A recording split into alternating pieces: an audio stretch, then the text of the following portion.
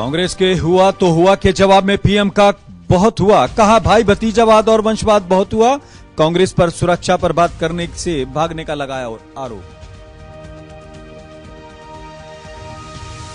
मोदी और मायावती के बीच फिर छिड़ी जाति पर जंग, माया ने किया पीएम पर निजी हमला, कहा स्वार्थ में पीएम रोज बदलते हैं अपनी जाति। आखिरी चरण से पहले लालू का फेसबुक के माध्यम से नीतीश पर हमला, लिखा बिहार की जनता के पीठ पर घोपा विश्वास का चुरा, कहा मिसाइल के जमाने में कोई नहीं पूछता तीर।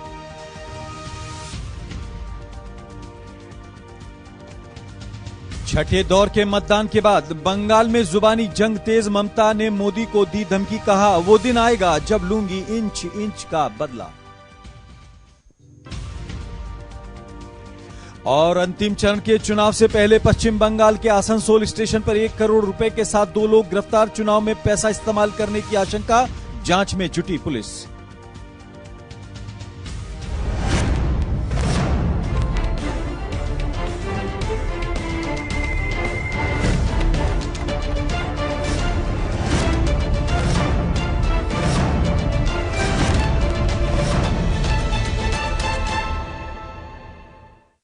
आपका स्वागत है, मैं हूं आजाद खालिद, आपका मेजबान, और लेकर हाजिर हूं दो का पंच। 2 बजे तक की 5 खबरों का यह बुलेटिन, जिसमें हमारे रिपोर्टर्स ग्राउंड जीरो से और हमारे प्रोड्यूसर्स तमाम वो जानकारी देने की कोशिश करते हैं जो अब तक आपके लिए पहुंचाई जानी जरूरी है। आज जिन 5 खबरों को लेकर हम हाजिर हैं, उसमें सबसे पहले बात करेंगे धर्मेंद्र के उस बयान की जिसको लेकर एक तरह से सियासत में चर्चा होने लगी है। उन्होंने अपने बेटे सनी देओल के लिए चुनाव के दौरान प्रचार करते हुए कहा कि हमें नहीं मालूम था यहां पर बलराम जाखड़ के बेटे चुनाव लड़ रहे हैं, अगर मुझे पता होता तो हम चुनाव ना लड़ाते। इस पर चर्चा करेंगे और क्या इसके मायने हैं, इस पर बात करेंगे।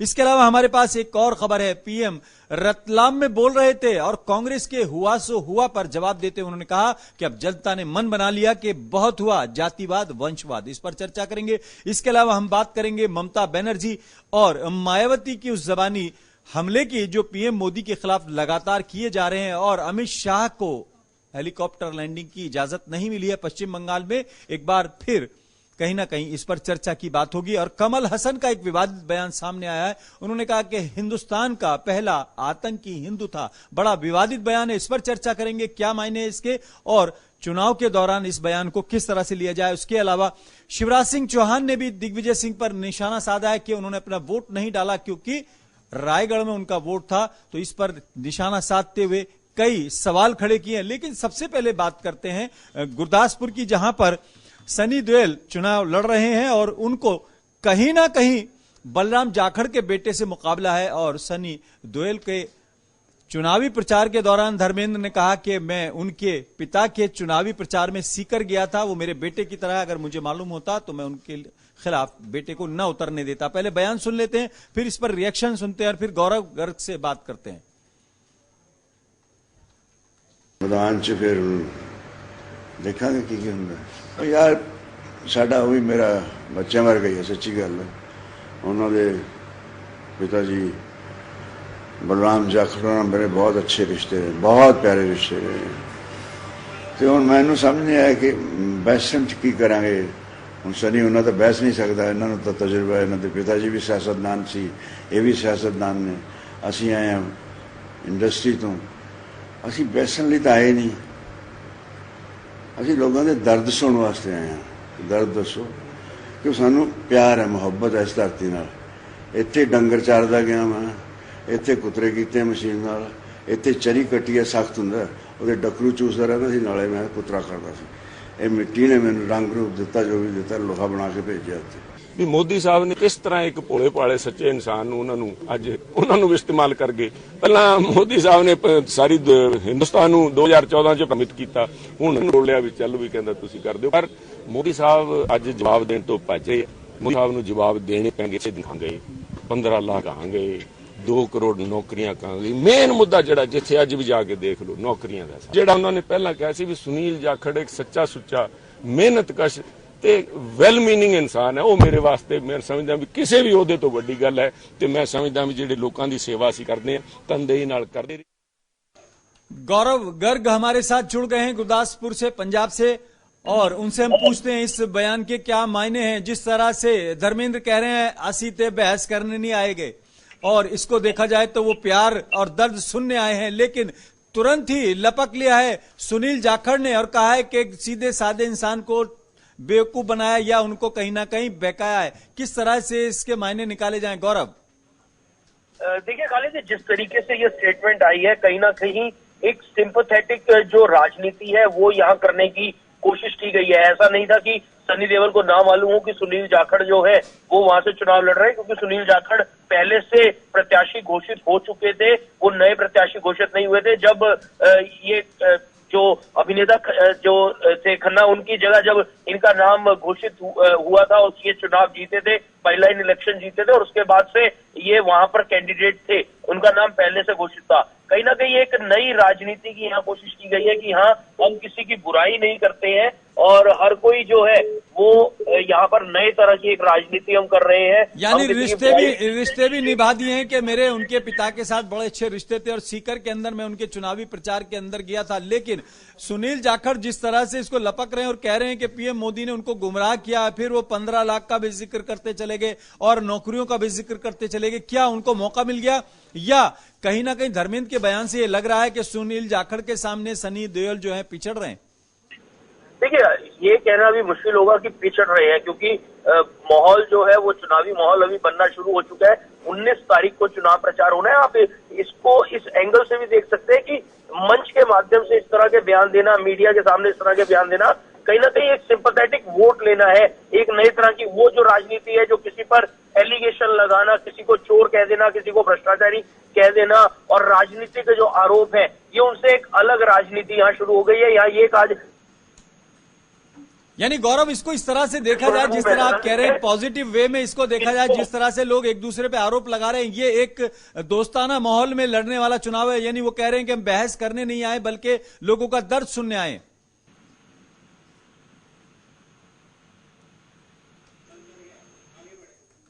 लगता है गौरव गर्ग से हमारी बात नहीं मुकम्मल हो पा रही है। बढ़ते हैं अगली खबर की तरफ और बात करते हैं पीएम मोदी के उस हमले की, जो एक तरह से एक बयान आया था जिसमें कहा जा रहा था जो हुआ सो हुआ की तरफ से। उसको आगे बढ़ाते हुए पीएम मोदी ने कहा कि अब जनता ने भी ठान लिया है कि जो हुआ वो बहुत हुआ। जातिवाद, वंशवाद और कई चीजों को लेकर कांग्रेस पर निशाना साधा है। पहले देखते हैं पीएम मोदी ने क्या कुछ कहा है और फिर अपने संवाददाता प्रणय शर्मा से इस पर चर्चा करेंगे। लेकिन जवाब है कोयला घोटाला करके इन्होंने देश की संपदा को लूटा, लेकिन इनका एक ही जवाब है, पूरी ताकत से बोलिए, दूर दूर खड़े हुए लोग भी बोलिए। साथियों, ये महामिलावटी लोग कह रहे हैं हुआ तो, लेकिन देश कह रहा है कि महामिलावटी लोगों अब बहुत हुआ। प्रणय शर्मा हमारे साथ जुड़ गए हैं। प्रणय, बयान, नारे, स्लोगन्स और कहीं ना कहीं मुद्दे रोजाना बदल जाते हैं, कभी चाय वाला, कभी चौकीदार और कभी अब हुआ तो बहुत हुआ। हालांकि कांग्रेस की तरफ से ही ये स्लोगन आया था, लेकिन मोदी ने इसको भी उन्हीं के खिलाफ हथियार के तौर पर इस्तेमाल कर लिया है। बिल्कुल, और ये इस तरीके से बीजेपी इस रणनीति में पूरी तरह से सफल हो रही है। आपने देखा होगा कि चौकीदार को लेकर जब कांग्रेस ने तंज कसना शुरू, मंत्री ने किस तरीके से चौकीदार के शब्द का ना सिर्फ इस्तेमाल किया बल्कि पूरा कैंपेन चला दिया, और वो कैंपेन काफी हिट भी साबित हुआ।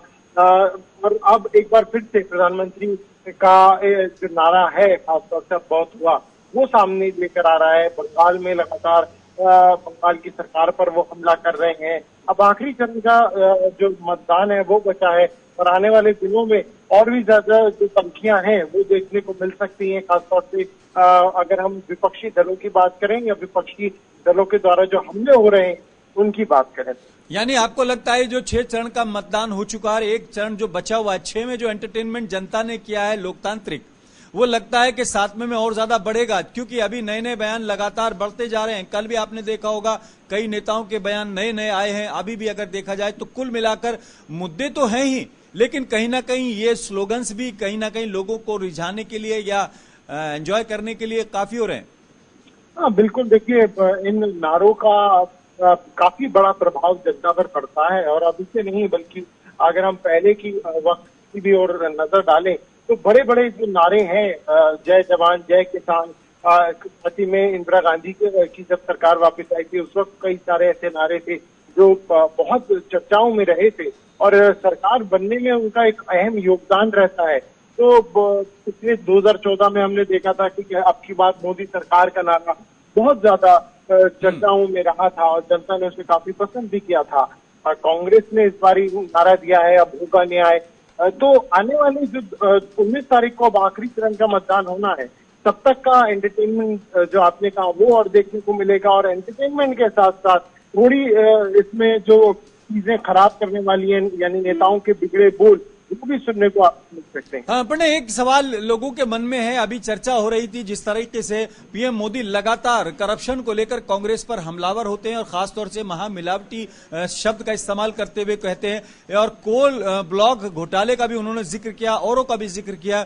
और लेकिन जो विपक्षी लोग हैं, बीजेपी के विरोधी लोग हैं, वो कह रहे हैं कि अगर कोल ब्लॉक में घोटाला हुआ था तो 5 साल के दौरान जांच क्या हुई, कितने लोग उसमें जेल गए हैं और नतीजा क्या आया, क्योंकि जनता ये जानना चाहती है कि हजारों करोड़ का अगर घोटाला हुआ था तो उसमें बरामदगी क्यों नहीं हुई, उनके खिलाफ कार्रवाई क्यों नहीं हुई। ये भी एक तरह से कहीं ना कहीं मुद्दा बना हुआ है।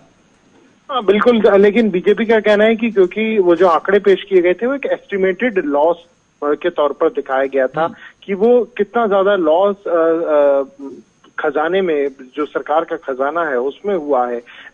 अब जिस तरीके से ना सिर्फ कोल ब्लॉक की हम बात करें बल्कि हरियाणा की सरकार में भी ऐसे कई मुद्दे उठे थे, है 3 और भी है।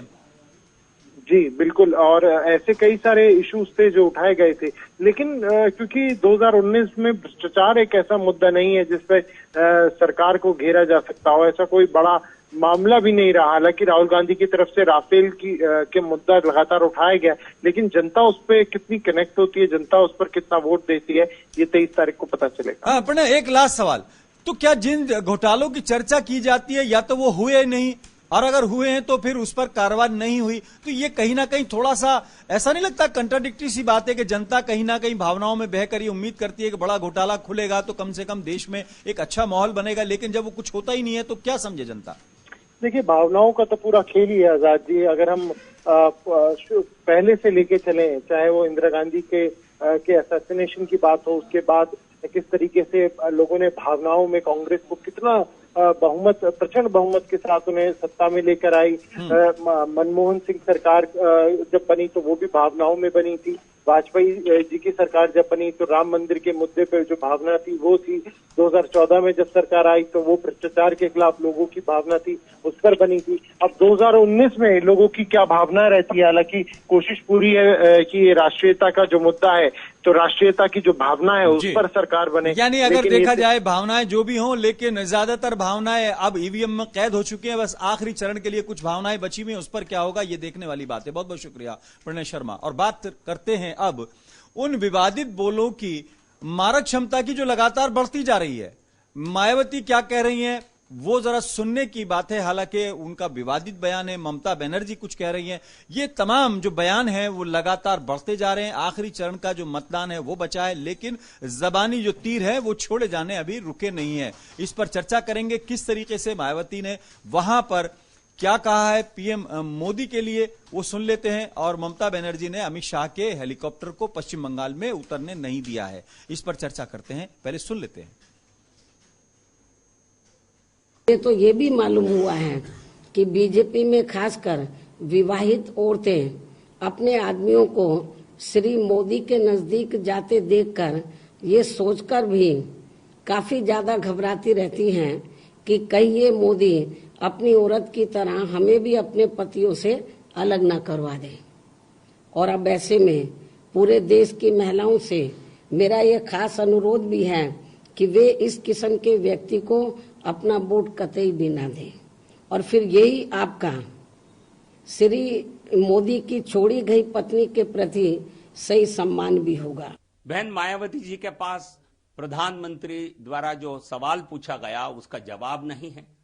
राजस्थान में एक अवसरवादिता का पराकाष्ठा दिखाते हुए उन्होंने कांग्रेस सरकार से समर्थन वापस नहीं लिया। इसके बावजूद वहां जो बड़ा दलित महिला के साथ जो घटना घटी है उसके बावजूद उन्होंने कोई सिंपैथी दलितों के प्रति नहीं दिखाई। इसलिए वो भारतीय जनता पार्टी पर, प्रधानमंत्री नरेंद्र मोदी जी पर इस प्रकार की बहुत ही निजी और निचले स्तर की हमला कर रही है। इस प्रकार की ओछी राजनीति को देश की जनता नहीं पसंद करती है और प्रधानमंत्री नरेंद्र मोदी जी को देखकर इस देश के 65-70 करोड़ महिलाएं गौरव महसूस करती है। हमारे साथ संजय श्रीवास्तव जुड़ गए हैं। संजय, अगर देखा जाए ओछी और एक तरह से कहा जाए तो स्तर से गिरी हुई जिसे कहना चाहिए राजनीति शुरू हो गई है और मायावती का जो बयान है वो अपने आप में बेहद गंभीर है और उनकी पत्नी को टारगेट करते हुए जिस तरह से उन्होंने निशाना साधा और कहा है कि बीजेपी के अंदर जो शादीशुदा लोग हैं उनकी पत्नियां कहीं ना कहीं घबराती है, ये अपने आप में विवादों की तमाम पराकाष्ठा को पार कर रहा है। क्या लगता है? बिल्कुल खालिद, आप देख ही रहे हैं, आप कई चुनाव आपने देखे और इस चुनाव को अगर आप तुलनात्मक रूप से देखें तो इस चुनाव में विवादित बयान ही लगता है नेताओं के वोटों की माइलेज की सबसे ज्यादा प्रायोरिटी रखते हैं और शायद यही वजह है कि अब चुनाव आखिरी फेज में एक चरण सिर्फ बचा हुआ है और उसमें किसकी झोली में कितने प्रत्याशी जीत कर आ जाएं, कितनी सीटें आ जाएं, इसको लेकर किस हद तक वो जा सकते हैं, इसकी ही पराकाष्ठा है कि मायावती अब नरेंद्र मोदी की पत्नी पर सवाल उठाने लगी है, पत्नी को लेकर टिप्पणी कर रही हैं। तो निश्चित रूप से कहीं न कहीं ये हताशा भी है और निराशा भी है कि चुनाव में क्या नतीजे 23 मई को आने वाले हैं। शायद अब ये नेता ये भांपने लगे हैं और यही वजह है कि इस तरीके से एक दूसरे पर अमर्यादित रूप से टिप्पणियां या बयान दे रहे हैं। लेकिन बीजेपी जिस तरह से अलवर के कांड को याद दिला रही है तो उस पर मायावती ने पलटवार करते हुए कहा ऊना और वेमुला के मामले पर आपने भी कहीं इस्तीफा नहीं लिया था, तो क्या दलित सिर्फ सिंपैथी के लिए शब्दों का खेल है या फिर दोनों, खासतौर से किसी भी सरकार के लिए कार्रवाई का जब मौका आता है तब कार्रवाई नहीं होती है? और निश्चित इसमें कोई दो राय नहीं है कि रोहित वेमुला और ऊना का मामला रहा हो और जो देरी बीजेपी सरकारों की तरफ से की गई थी वो भी सवालों के कटघरे में थी और उस समय भी मीडिया ने भी कहीं छोड़ा नहीं था, सरकार को कटघरे में खड़ा किया था। और अलवर की घटना को जिस तरह दबाया गया है, कांग्रेस पार्टी ने खुद कोई स्टैंड नहीं लिया है। आप देखिए कि कठुआ कांड हुआ तो किस तरीके से राहुल और प्रियंका तक इंडिया गेट कैंडल लेकर पहुंच गए थे। तो निश्चित तौर पर ये जो दो तरफा नीतियां होती हैं, दो तरीके से एक ही चश्मे से जैसे दो तरीके से चीजों को देखने की जो बात होती है वो नेताओं की सामने आती है। और मायावती भी कम से कम उनको या तो वाकई समर्थन वापस लेना था या फिर कांग्रेस को कोई मैसेज देना था। वैसे तो वो पानी पीते के उत्तर प्रदेश में कांग्रेस को भी बीजेपी के साथ गाली देती कर रही है, लेकिन अलवर में क्या मजबूरी है कि कांग्रेस के साथ वो सरकार में है, समर्थन दे रही है और अलवर कांड पे ही बीजेपी तो तुम्हारे हाथ दे रही है, लेकिन कांग्रेस पर मौन क्यों है मायावती? लेकिन संजय, जिस तरीके से अमित शाह के हेलीकॉप्टर को उतरने की इजाजत नहीं मिली है, ममता सरकार भी कहीं ना कहीं एक तरह से अपनी कार्रवाइयां लगातार कर रही है, लेकिन मायावती के उस बयान को दोबारा से अगर हम चर्चा करें, पूरे चुनाव के दौरान किसी भी पॉलिटिकल पार्टी के आदमी ने, किसी ने भी कम से कम मोदी पर अपने पर्सनल लाइफ को लेकर ऐसा कोई बयान नहीं दिया था। और खास तौर से जिस तरह का आज ये बयान आया है मायावती जी का, जिस तरह से ये बयान है वो अपने आप में मुझे लगता है सारे नेताओं को पछाड़ते हुए आगे निकलने की कोशिश लग रही है। देखिए, मुझे लगता नहीं कि अब कुछ बचा हुआ है। अगर मोदी को कहा जाए कि कुछ कहने की बात हो तो विपक्ष के राहुल गांधी से लेके ममता बनर्जी, अखिलेश यादव या और तमाम नेता, कांग्रेस के तो नेताओं की लंबी फहरिस्त है जिन्होंने मोदी को क्या कुछ नहीं कहा, कुछ छिपा नहीं है। लेकिन अब सिर्फ प्रधानमंत्री नरेंद्र मोदी की पत्नी को लेकर ही टिप्पणियां आनी बाकी थी और शायद अंत हो चुका है। मायावती ने उसकी भी खामी जो है वो पूरी कर दी है, अब कुछ बचा नहीं है। बिल्कुल तो, संजय, एक लास्ट, जिस तरह से 2 दिन पहले पीएम मोदी ने अपने दर्द को बयान किया था और कहा था कि मुझको हर तरह के नाम दिए जाते हैं, कभी गंगू तेली कहा जाता है, कभी कुछ कहा जाता है, तमाम तरह की गालियां, उस पर भी मायावती कह रही है कि जैसी उनकी करनी है उस तरह की चीजें हो रही है। इसको भी लेकर उन्होंने एक तरह से उन्हीं के खिलाफ इस्तेमाल करने की कोशिश की है। देखिए, मायावती का दर्द समझा जा सकता है खालिद, क्योंकि 2014 में पार्टी का खाता तक नहीं खुला था और यही शायद मजबूरी और मायावती की यही सबसे बड़ी चिंता थी कि किसी तरीके से पार्टी का यूपी से ही खाता नहीं खुलेगा तो पार्टी का भविष्य क्या होगा और उनका खुद का भविष्य क्या होगा राजनीति में। और इसी वजह से आप देखिए राज्यसभा से किस तरह उन्होंने इस्तीफा दिया था, क्योंकि उनके पास इतनी भी सीटें नहीं थी विधानसभा की कि वो राज्यसभा में जा सकें। तो निश्चित तौर पर इसी हताशा और निराशा के चलते उन्होंने अपनी घोर विरोधी पार्टी समाजवादी पार्टी से गठबंधन किया कि अगर चुनाव बिल्कुल संजय, बहुत बहुत शुक्रिया। आपने बिल्कुल वो पॉइंट उठाया कि अगर राजनीति में हताशा और महत्वाकांक्षा दोनों ही चीज ऐसी हैं जो कब कहां क्या करा दें, इसके लिए किसी की कोई पैमाना नहीं और कोई भी दल इससे अछूता नहीं है। बढ़ते हैं अगली खबर की तरफ और अब बात करते हैं उस खबर की जिसको लेकर एक बार कमल हसन चर्चा में हो गए हैं। बहुत दिनों से कहीं ना कहीं खामोश थे, हालांकि बॉलीवुड के फिल्मी सितारे हैं, बड़े सितारे हैं, लेकिन उनका यह बयान कहीं ना कहीं विवादों की तमाम पराकाष्ठा को एक बार फिर पार कर रहा है। उन्होंने आजाद भारत के पहले आतंकी को हिंदू आतंकी बताया है। बेहद गंभीर बयान है, हालांकि उन्होंने अपनी जबान में इसको कहा है। पहले वो सुन लेते हैं इस पर रिएक्शन क्या आ रहा है, उस पर बात कर लेते हैं। फिर निशांत राय से पूछते हैं कि क्या विवादित बोलों की कोई कंपटीशन हो रहा है कि कौन ज्यादा बड़ा विवादित बयान देगा। पहले सुन लेते हैं। अब कमल हसन को कौन बताए समझाए, हिंदू आतंकवादी कभी हो सकता नहीं है। हिंदू की मानसिकता, हिंदू का संस्कार हमेशा किसी को मारने का, किसी को पीटने का, किसी के साथ चलने का है ही नहीं है। ये तो जो लोग बोल रहे हैं उनके खून में है। और जितने आतंकवादी पकड़े गए हैं जरा वो अध्ययन करें किस संप्रदाय के हैं वो। एक भी हिंदू आतंकवादी कहीं पकड़ा गया है, गलत आरोप लगा करके किसी को बंद कर देना वो अलग बात है। बाकी कभी भी हिंदू आतंकवादी नहीं रहा, न रहेगा। हिंदू का संस्कार भी नहीं है। और नाथूराम गोडसे की बात करते हैं तो वो कभी आतंकवादी की संख्या में वो आते भी नहीं है और वो भी हिंदू थे। तो ये कहना कि हिंदू आतंकवादी है, मुझे लगता है कि कमल हसन जी को अपना इलाज करा लें।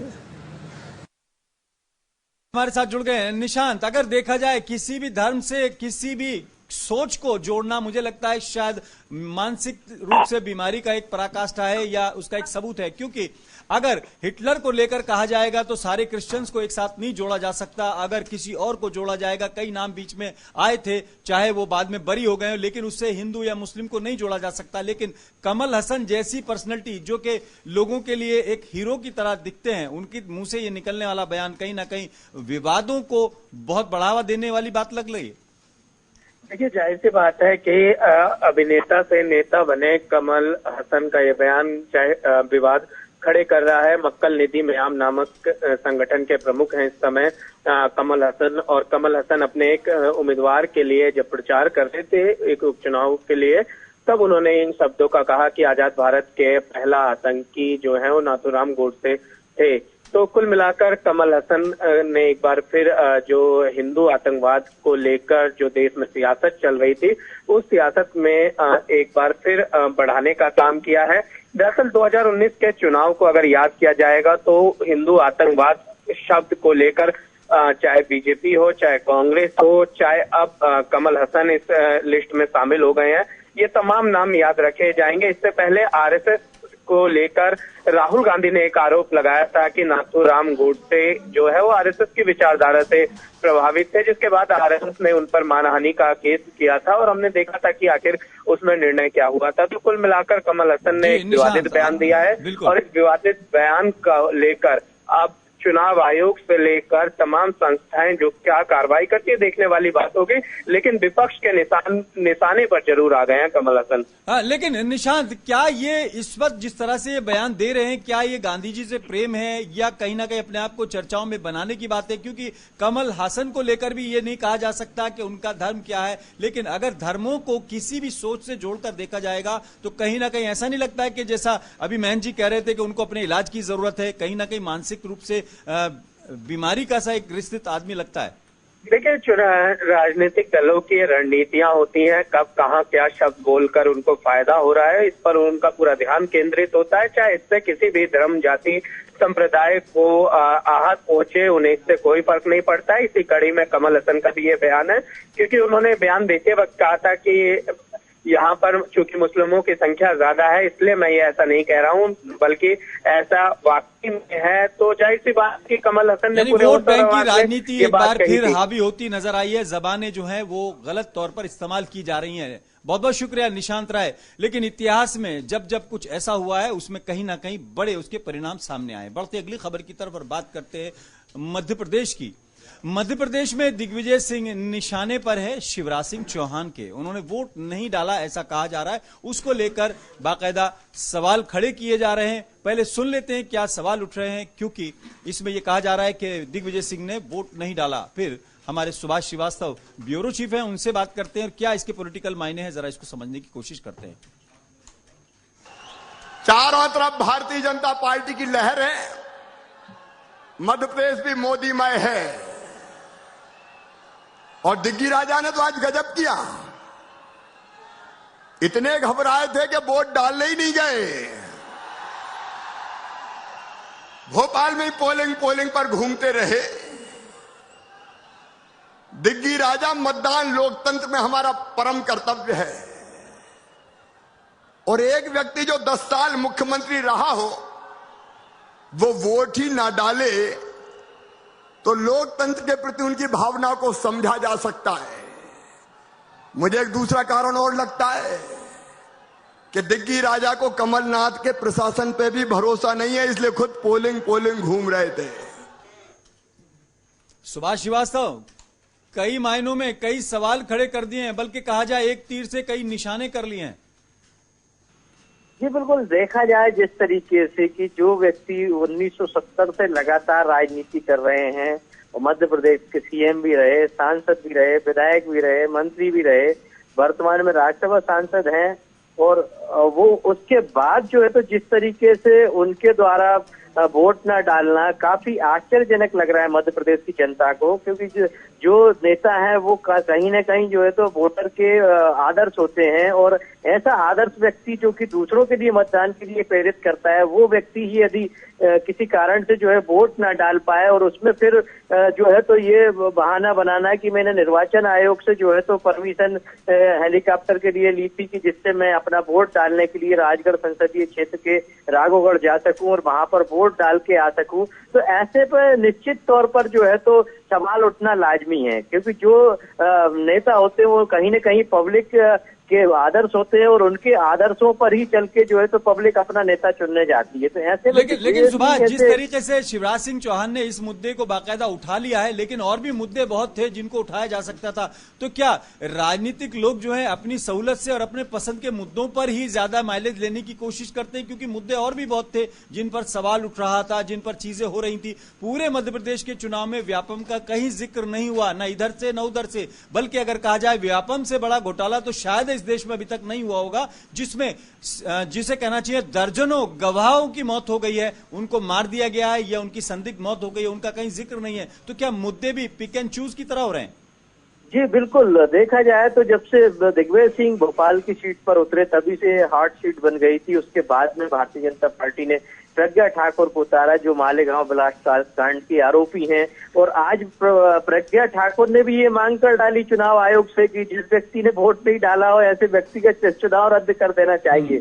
तो ऐसे में अपने आप को सुर्खियों में रखने के लिए, मीडिया के बीच में रखने के लिए जो नेता हैं, चाहे वो दिग्विजय सिंह रहे हों, चाहे प्रज्ञा ठाकुर रही हो, चाहे शिवराज सिंह चौहान रहे हों, इन्होंने मीडिया में अपने आप को सुर्खियां बटोरने और ताली बजाने, जनता जो उनको सुनने के लिए आती है उनकी ताली बटोरने के अलावा कुछ नहीं किया। यदि देखा जाए तो जो मुद्दे थे, सड़क, वो कहीं ना कहीं रोजगार, वो बहुत बहुत शुक्रिया सुभाष श्रीवास्तव, बिल्कुल लास्ट हो गया है। लेकिन अगर प्रज्ञा ठाकुर इसको पैमाना बनाती है कि वोट न डालना ऐसा कोई पैमाना है, तो शायद उनको ज्ञान होगा कि ये कोई पैमाना नहीं है। लेकिन अगर आतंकवाद के आरोप में सिर्फ जमानत पे बाहर होने पर नामांकन रद्द नहीं हो रहा है, तो सिर्फ वोट न डालने की वजह से नामांकन कैसे रद्द होगा, ये बड़ा सवाल है। दो के पंच में आज फिलहाल इतना ही। अपने मेजबान आजाद खालिद को इजाजत दें।